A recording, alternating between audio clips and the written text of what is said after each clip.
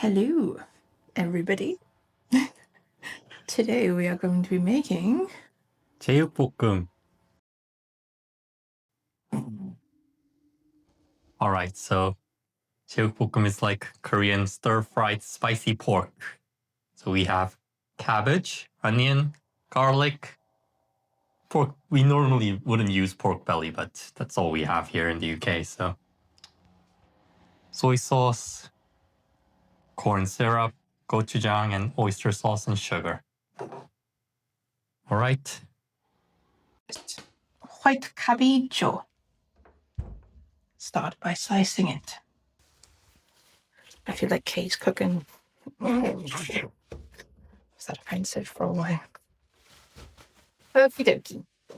So the thing about this is that you're going to end up with a lot of cabbage.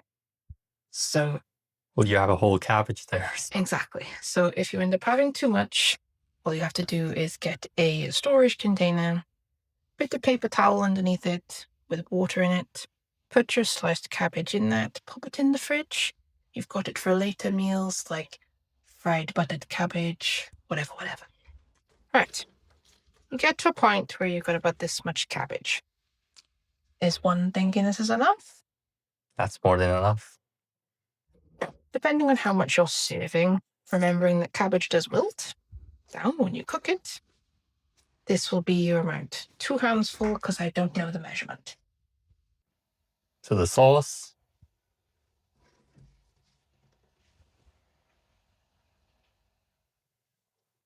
One and a half of soy sauce.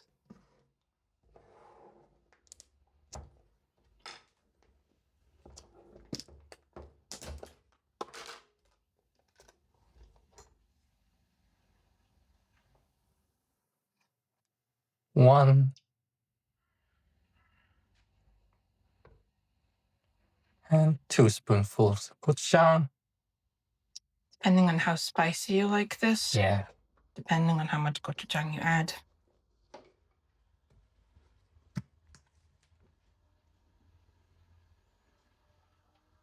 About a spoonful of corn syrup.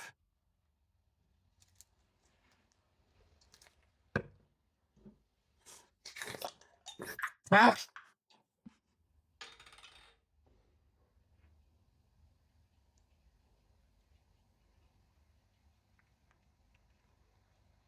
About a spoonful of oyster sauce.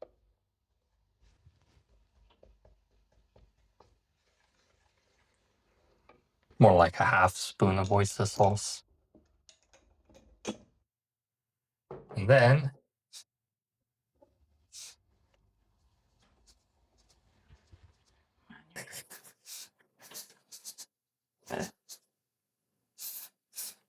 two spoonfuls of sugar. Mix it all in. Real good.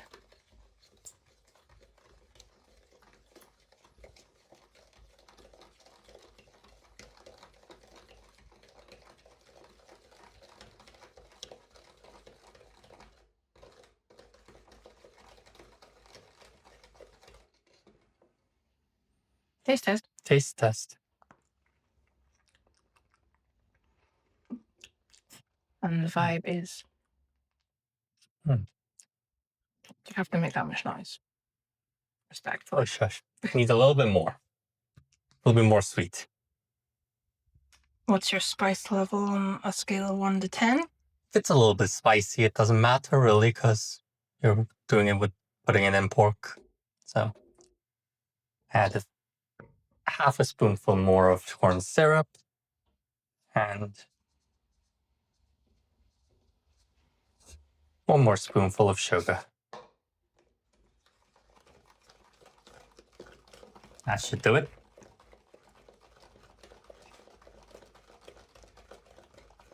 You can always keep tasting and adjust as you go. All right. The next step, after cutting all of your cabbage, 1 whole onion. Now, brown onion is recommended, white onion, whatever. Not the red onion. Please never use the red onion. That's dramatic. That's a total different change of flavor. Now, this onion Holland onion is not exactly the happiest looking onion in the world. But to avoid food waste, take off the first layer and then everything's fine. Onion looks fabulous. Now, I don't like this little film that's on onion, so that's got to go first. And we just slide that out of the way. Right. One whole onion. Now, so for the onion, you're going to want to half it, fold them over. Now, I'm not exactly a pro chef. I don't claim that I'm a pro at using a knife. Oops, daisy, as you can tell. So, we are just amateur home cooks. Showing you. You don't really even cook much, mate. Shut up. Showing that, you don't have to be a Michelin star chef to be able to make a recipe you see online, that the common folk like us can make tasty at-home recipes. Showing you that even though you mess up, you can still fix it. So, garlic. We love garlic, so I'm pretty sure if you were a vampire, we'd be screwed. Now, for your garlic, you can either push it down like that to open it, or you can do the old school way of just slicing off the top. Slicing off the top, you can't really know how much garlic you're taking off of it. You might be taking a good head worth, you might be taking nothing off. But you can just do this, and you got your garlic.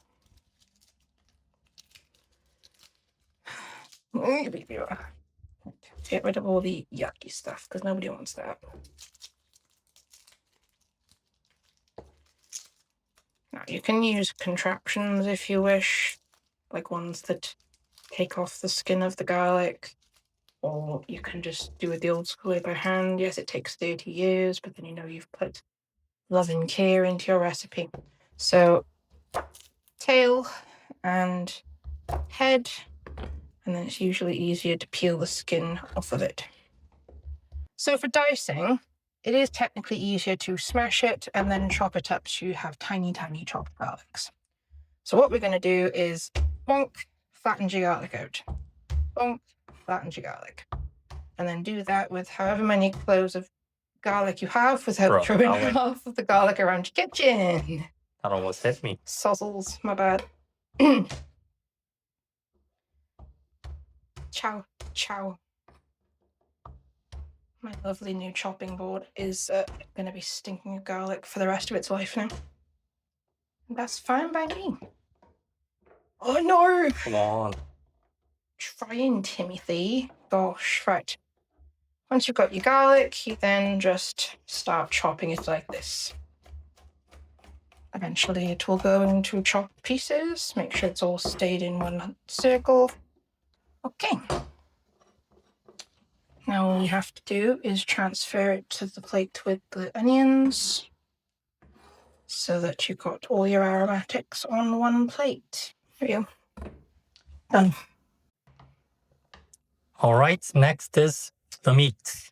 So in Korea, normally you'd have different types of cuts of meat. You have ample amount. Here in Wales, unfortunately, like I said, we kind of just start basics and then you work your way from there. So in Korea, pork belly would be, you could have it in thin slices, fresh or frozen, so much more easily accessible. Here, this is Bridgen's finest, Wales's finest pork belly. So even though this pork belly is today's date, Looks kind of sad. It looks sad, sozzles, but we're not going to waste food in this household. We use what we have, respectfully, especially as an animal's already died for it. Anyways, that's another story. So in Korea, they use scissors a lot for cutting up meats, especially in like Korean barbecues, etc., etc. Cooking, I suppose it's commonly used, I would say. After we cook it, sure. Yeah. Here, I'm too lazy to cut through the skin of the pork belly. So, all you have to do is cut it. I would say thin slices like that. Yeah, that'll be You can fine. do them a little thicker if you wish, but I would say probably 1 to 2 centimeter worth of. Scissors are easier to get through unless you've got a ridiculously sharp knife. I don't have one of those. So I would say this is fine. If you come across a piece of pork belly that's too big like this, you can cut it in half if you want smaller pieces, like so. Just That's cut it up to however you. you want it. At the end of the day, it's how much you want to be chewing. If you want to just eat it better. If you're trying to make your pork go a little bit further in the respects of you're cooking for a couple of people, you don't have much, I would cut it in smaller pieces. But there's only literally 2 of us, and this is already going to be way too much. This is going to be dinner for tomorrow, probably. Yeah. All right. The next step, you'll have your pre-plated ingredients. You've got your cabbage, your pork belly, garlic, onions, and then the sauce you made earlier. Now, it doesn't matter which way around you do it. You can either cook off the pork first with the aromatics to get that done, or you can do the cabbage first to get that out of the way. Cabbage take way too long. Yeah. Personally, I would do the cabbage first. So I would put that in there. You've got a pan that's already started heating up. You can either use vegetable oil or olive oil, depending on how you're feeling. Feeling fancy? How you feeling? Should we use some vegetable oil? Oh, olive oil, Christ. Should we use some vegetable? Gotta do it Olive again. oil. Shall we use some olive oil? Yeah. A little bit, not too much. See that one adding extra. And then just, wait for that to heat up a little bit. Shouldn't take too long. And now we wait. Now to test out your heat, you can either use the back of a spoon, bit of sugar, salt, whatever. Oh, you nice see what your sizzle. cabbage does. I'm going to go ahead and assume that's ready to start. So Chuck in the cabbage. shove all of your cabbage in. Now I know it looks like a lot of cabbage. Believe me, I know, but it's really not going to be that much. Now, if you can get yourself a hand on these wooden spoons, they normally come in a set with, if I can get them, some of these chopsticks. These are crucial in Korean cooking. These are what you call a spoon of this, a spoon of that. For example, I'm going to add a spoon more olive oil because my cabbage just absorbs it all very quickly. Now, don't be afraid of cooking it on a high heat. It's not going to kill you. Just obviously don't get splashed on because that might hurt. And just let it do its thing for a little while. So at this point, you'll start browning.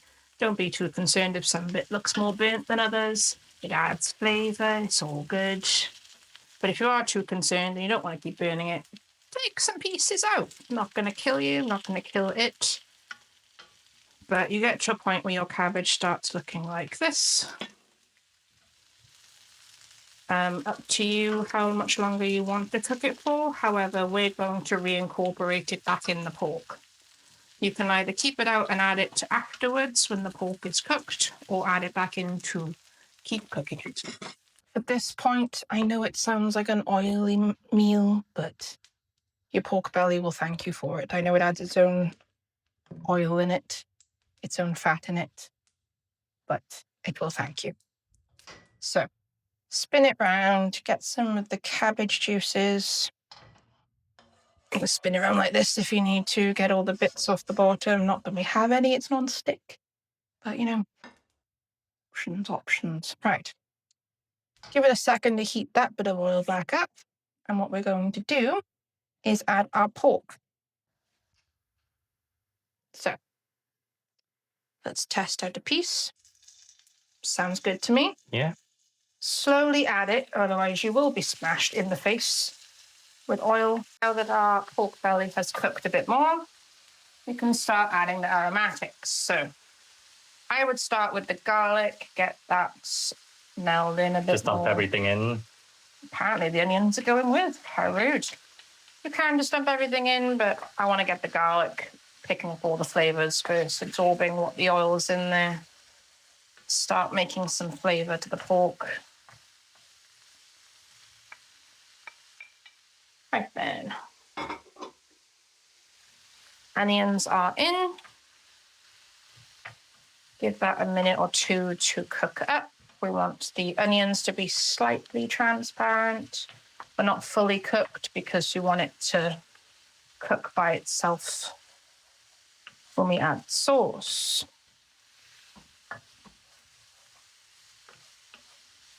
Right. It's looking quite incorporated. However, my garlic is burning. If your garlic does tend to start burning a little bit, add a bit more oil until it's ready to be cooked. Once again, sounds like a lot of oil. So pick an option of oil that is healthier for you. Oh, that smells garlicky. It does smell garlicky. That's why I needed to add more oil. Otherwise, your garlic will just burn and won't be aromatic. It will be foul, absolutely foul. Okie dokie.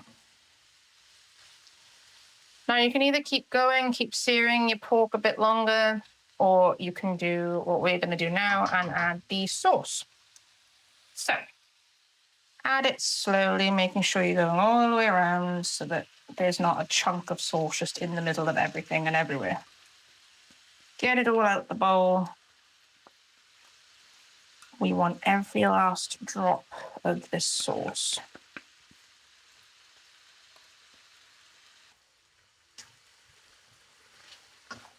We'll go into a nice red color. Oh, I can smell that already. That smells fabulous. All right, at this point, you probably want to turn it down a little bit. You don't want to cook the sauce off too fast. You would kind of still want to have a liquidy sauce in there, not liquidy to the point of you can drink it, but get the sugars, get everything cooking slowly, taking its time, becoming one with everything. And we add the cabbage. Now you can add your cabbage before your sauce does too much. Your cabbage will help stick your sauce to everything. Okay. All right, now that's pretty much done now. So now we're going to turn it off. We're going to pop it in our plate. Now we're going to get rid of a spoon because we don't need two for this. And just pour it in here. You can put it on a plate, in a bowl, however you feel like eating it. And then there is your finished producto. Taste test. Taste. Need a fork. Unless I want to use chopsticks to be fancy. Do you know how to use chopsticks? Try one. Okie dokie. Which part should I try? It looks like it's going to burn my mouth off. I should probably be careful with this. I'm going to try a bit of cabbage, a bit of pork. We're going to slicey dicey like this. Can you see? Look at the heat coming off that. Oh, Gotta blow it so it don't burn my mouthy. Hello.